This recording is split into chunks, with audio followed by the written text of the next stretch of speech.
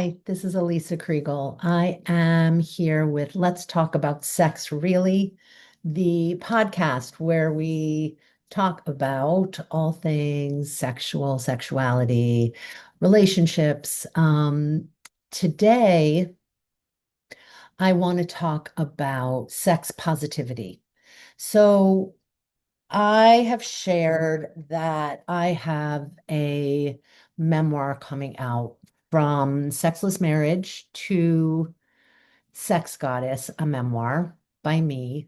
Um, and one of the things I've been thinking a lot about is some of the things that changed for me to get to the place, we'll get from the place I started to the place I ended. So, a big part of that, I think, is this idea of sex positivity, which is really seeing sex. There's a lot of things, and so I'm going to go through it today, but it's really seeing sex in a very open-minded, positive, it's a natural part of life, not kind of putting down or vilifying any type of sex, any type of any one person's sexuality, really, really just embracing and celebrating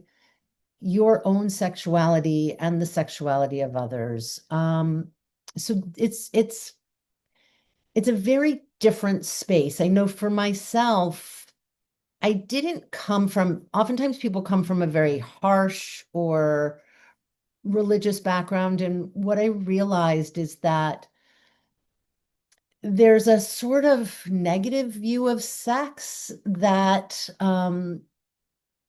we're raised on in this country. It's such a puritanical way of seeing things. And I think that as far as we've come, and sadly, we're kind of going further backwards. Um, there's still this underlying puritanical idea of, virginity as something to be held onto, and that you give it away to your husband or it's taken from you. And rather than an idea of just feeling comfortable in your body and understanding sex as a part of everyone, of all of who we are. So many times, I think, because we do not live in a generally sex positive society, what we see is that sex then kind of goes underground and comes out in really harmful ways, sexual abuse and, by family members and adults for children and um, religious leaders, and people in power.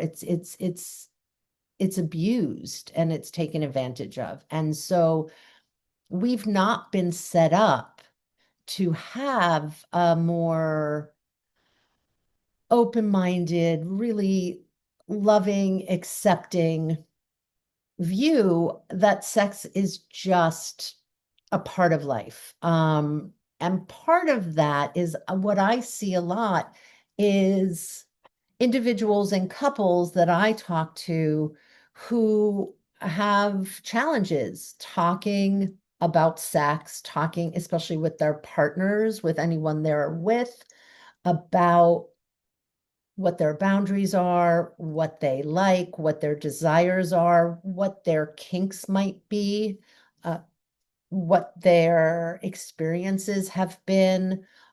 People are ashamed of this idea of your number, how many people you've slept with. Is it too high? Is it too low? People get consumed with how many times you're having sex and what's normal. And really, what I want to talk about is this idea of sex positivity just shifts the conversation.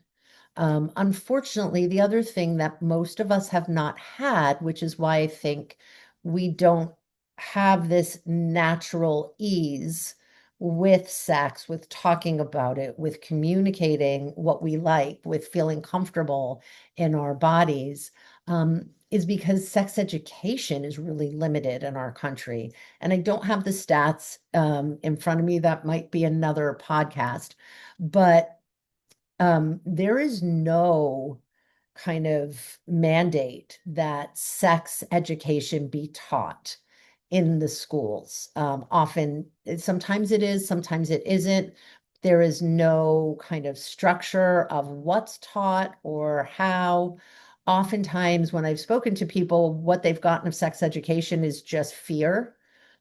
Don't do this or you'll get an STD. Don't do this or you'll get pregnant.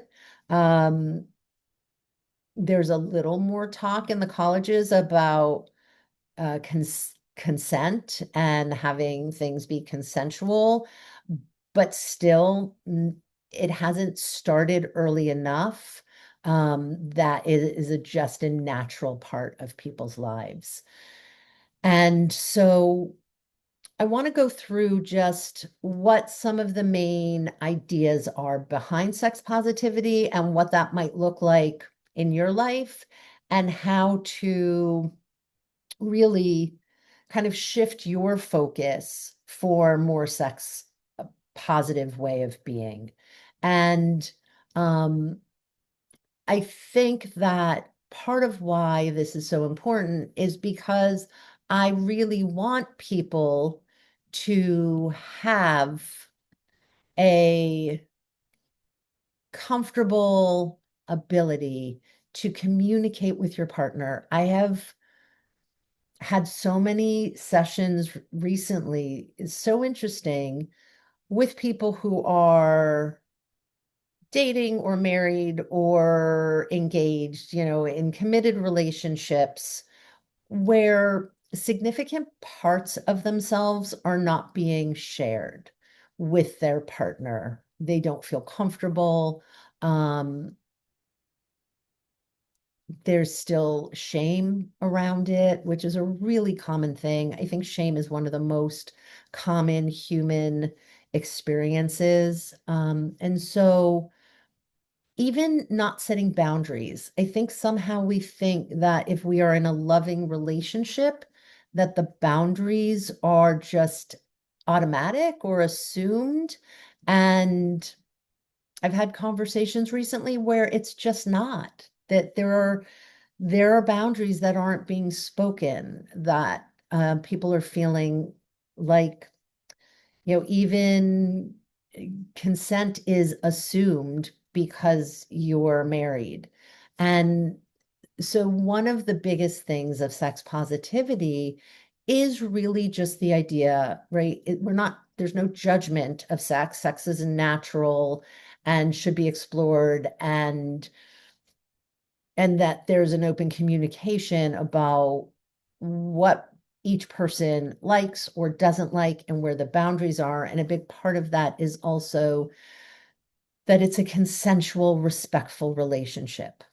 So even if you're married, even if you are dating, no still means no.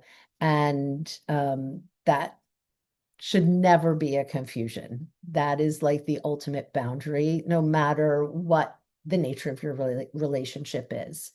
So I think that's really an important part. The other piece is this idea of just embracing and celebrating the idea of someone's sexuality, that we can just sex is for pleasure and enjoyment, and pleasure is not a bad word. Like, pleasure is really important, and that the idea of sex is that you have two people who are consenting and communicating openly, and that the person or people that you're with, that pleasure is a focus. It's not a selfish focus just for yourself, but that the sex positive person is also concerned that the person they're having sex with or the people they're having sex with are also feeling comfortable and getting their needs met and having pleasure. And so I think it's a real embrace and celebration of what and what we have and what our bodies can do and who we are as sexual beings. I think the biggest change in my life was definitely because of shame, because of a lot of different things. And you'll have to read the book to get all the details. But I definitely had a lot of shame, a lot of embarrassment, a lot of discomfort. Um, didn't kind of see a healthy sexuality around me. Didn't have role models who were real comfortable in their bodies or talked about it in a very just open, real way. And sometimes what I was being told was not what I was seeing around me. So I think that confusion is something that people get often. Again, in this country, right? It's like uh, sex and sexuality is seen in such this overtly performative sexual way um, in movies.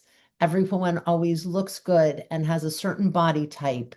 And there's a cutaway to from any of the more messy, real parts of sex, or sex is porn, right? It's either you're not exploring what you really want to, and then it's only coming out in porn or ways that you start believing are sex. And a sex positive relationship is really having those attitudes where it is just you are more positive about exploring and understanding yourself. I know for me, a big piece of it really started with just like comfort in my own body.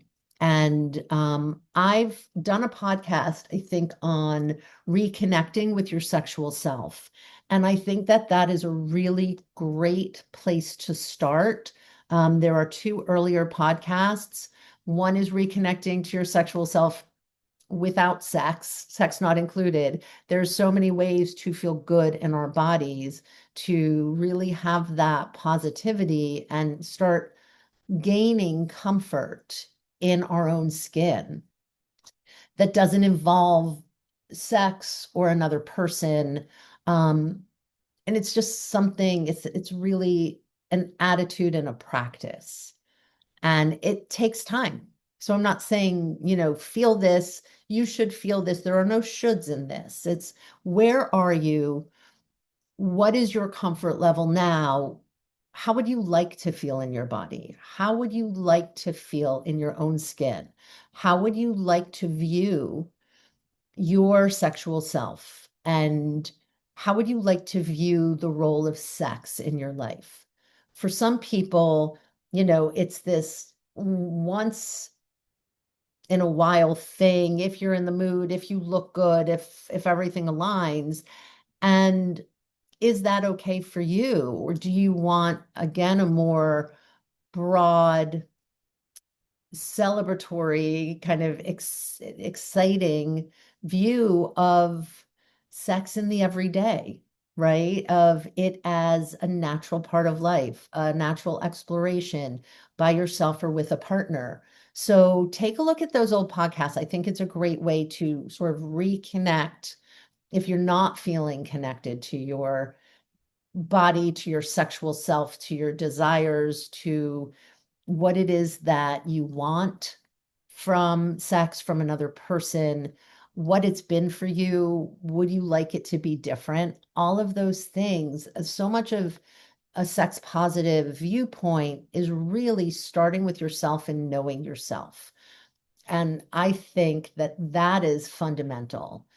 The other thing is then really this positive attitude. And if you have a lot of shame, then sometimes even finding some articles or finding some books. I've shared like Emily Nagoski's book is wonderful, Come As You Are, in which she's primarily a sex educator. She was doing such a sex education at one of the, I think, women's colleges. And a lot of what she found she was talking to people about was really the question in their mind, am I normal? Is what my body does normal? Is how my genitals look normal? Is my libido and how much I want sex or how little I want sex? Is this normal? And really what she's saying that's so beautiful. And if you have shame, it's helpful to read People Who Are Sex Positive, because she's saying there is no normal and we are all okay. We're all fine. And we all work differently. So it's getting to know yourself and having that positive attitude towards sex and sexuality, that it's not dirty, it's not shameful. It is this very natural thing that we all have and engage in. Whether we're having sex or not, we are sexual beings, and where you are with that is where you start.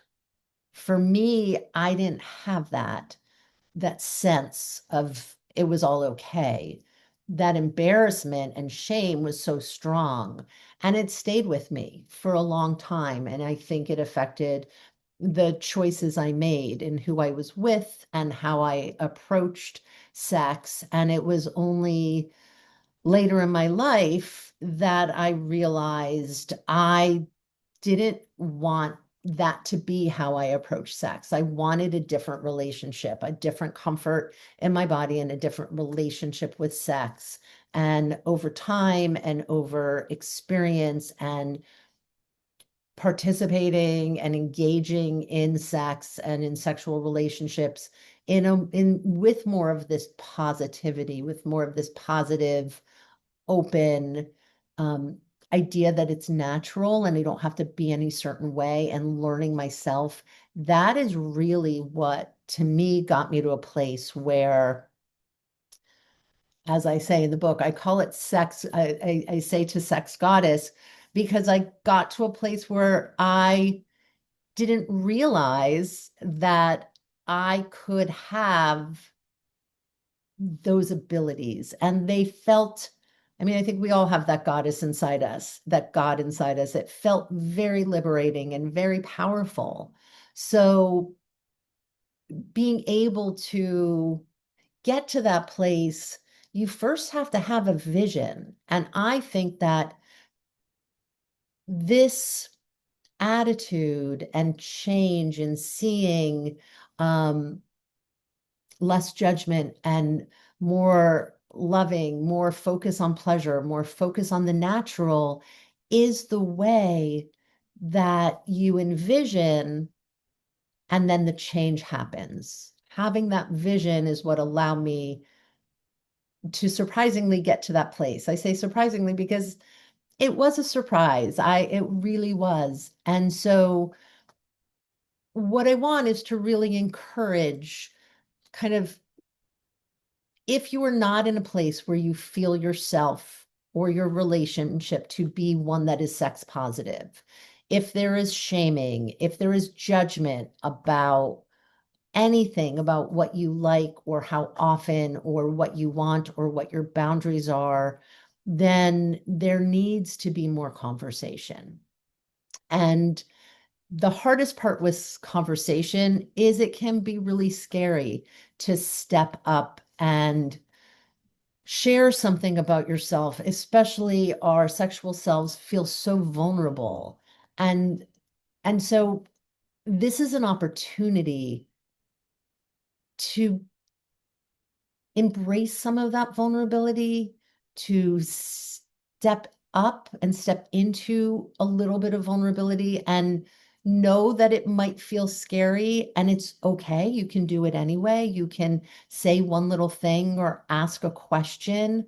There are little tools and games. I know Esther Perel who's a well-known relationship therapist, has like a story game called Where Do We Begin? And it's really more about creating intimacy, but that can be a place to start.